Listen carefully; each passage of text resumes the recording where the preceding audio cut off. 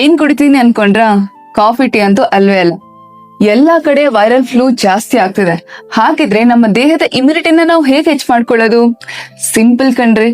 ನಿಮ್ ಮನೆ ಹತ್ರ ಇರುವಂತ ಅಮೃತ ಬಳ್ಳಿ, ನಿಮ್ಮ ಮನೆ ಮುಂದೆ ಇರುವಂತಹ ತುಳಸಿ, ನಿಮ್ಮ ಅಡ್ಗೆ ಮನೇಲಿರುವಂತ ಶುಂಠಿ ಇಷ್ಟಿದ್ರೆ ಸಾಕು. ನಿಮ್ಮ ಇಮ್ಯುನಿಟಿನ ಚೆನ್ನಾಗಿ ಮಾಡ್ಕೊಳ್ಬಹುದು. ಇವು ಆಂಟಿ ವೈರಲ್ ಆಗು ಕೆಲಸ ಮಾಡತ್ತೆ, ಮತ್ತೆ ನಿಮ್ಮ ಹೆಪಟೋ ಪ್ರೊಟೆಕ್ಟಿವ್ ಮತ್ತೆ ನಿಮ್ಮ ಇಮ್ಯುನಿಟಿನ ಹೆಚ್ಚು ಮಾಡುವಂತ ಕೆಪಾಸಿಟಿನ ಹೊಂದಿದೆ. ಸೊ ನೀವೇನ್ ಮಾಡ್ಬೇಕು? ಸಿಂಪಲ್.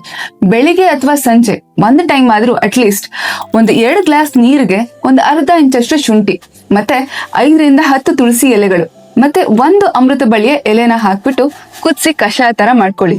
ಸ್ವಲ್ಪ ನಿಮ್ಗೆ ಸಿಹಿಯಾಗಿರ್ಬೇಕು ಅಂತಂದ್ರೆ ಸ್ವಲ್ಪ ಬೆಲ್ಲನ ಕೂಡ ಆಡ್ ಮಾಡ್ಕೊಳ್ಬಹುದು. ಸೊ ಈ ಕಷಾಯನ ಬೆಳಿಗ್ಗೆ ಅಥವಾ ಸಂಜೆ 1 ಟೈಮ್ ಆದ್ರೂ ನೀವು ಕುಡಿಯೋದ್ರಿಂದ ನಿಮ್ಮ ಇಮ್ಯುನಿಟಿ ಚೆನ್ನಾಗಾಗುತ್ತೆ, ನಿಮ್ಮ ಅಗ್ನಿ ಅಂತಂದ್ರೆ ನಿಮ್ಮ ಡೈಜೆಸ್ಟಿವ್ ಕೆಪಾಸಿಟಿ ಕೂಡ ಚೆನ್ನಾಗಾಗುತ್ತೆ.